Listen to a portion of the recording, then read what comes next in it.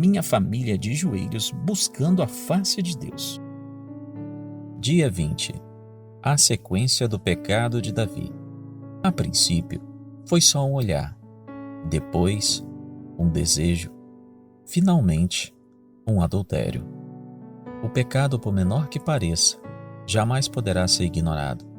Deve haver confissão e arrependimento, ou ele vai continuar a crescer até que destrua tudo de bom e decente em nós.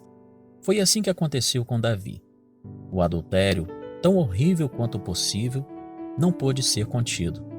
As coisas iriam piorar ainda mais. Uma sede por maldade substituiu a fome que Davi sentia por Deus. O adultério se tornou uma conspiração e uma artimanha maligna se tornou um ato de traição e assassinato. Como uma coisa dessas poderia acontecer com um dos servos escolhidos de Deus?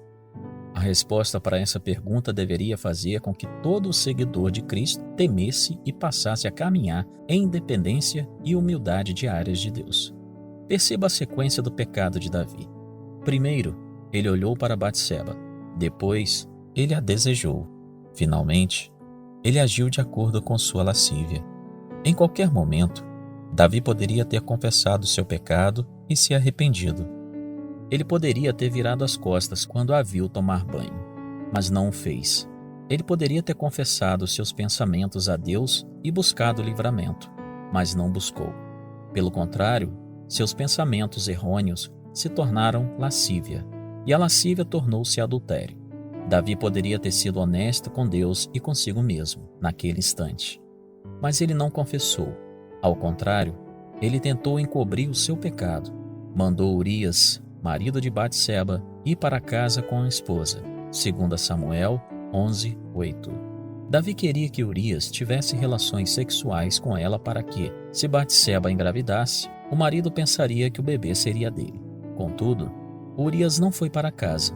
Essa era outra oportunidade para Davi confessar e se arrepender de seu pecado, mas ele não confessou. Pior que isso, nasceu uma conspiração em seu coração. Mandaria matar Urias no campo de batalha. Uma espiada inocente se tornou um assassinato cruel. Poucas semanas antes, Davi provavelmente nunca teria sonhado que seria capaz de tal ato. Porém, seu ministério e sua vida nunca mais seriam os mesmos. A grande tragédia do pecado de Davi é que ele teve muitas oportunidades de arrependimento e desperdiçou todas. Aninhou o pecado em seu coração, o mesmo coração que já havia buscado apaixonadamente a Deus. Quando um líder ou obreiro cristão cede à armadilha do pecado, geralmente esse não será um fato isolado. Com frequência, haverá outras coisas que estariam se acumulando por um bom tempo. Há uma grande verdade a ser aprendida por todo seguidor de Cristo. O pecado nunca deve ser aninhado no coração. Todos nós vamos pecar, mas devemos ser rápidos em nos arrepender e acertar as coisas com Deus e com os irmãos.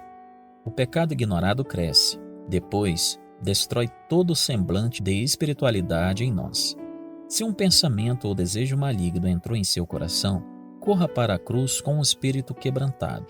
Ó Deus, tu não desprezarás o coração quebrantado e arrependido. Samuel 51:17. Oremos para que Deus sonde o nosso coração e nos diga se temos acolhido algum pecado oculto do qual devemos nos arrepender imediatamente. Devocional para as crianças. Crianças em oração. Pecado é coisa séria. Ele não pode ser entendido pelas crianças como nada demais. Ou com o que é que tem. O pecado nos afasta de Deus e nos leva a fracassar na vida.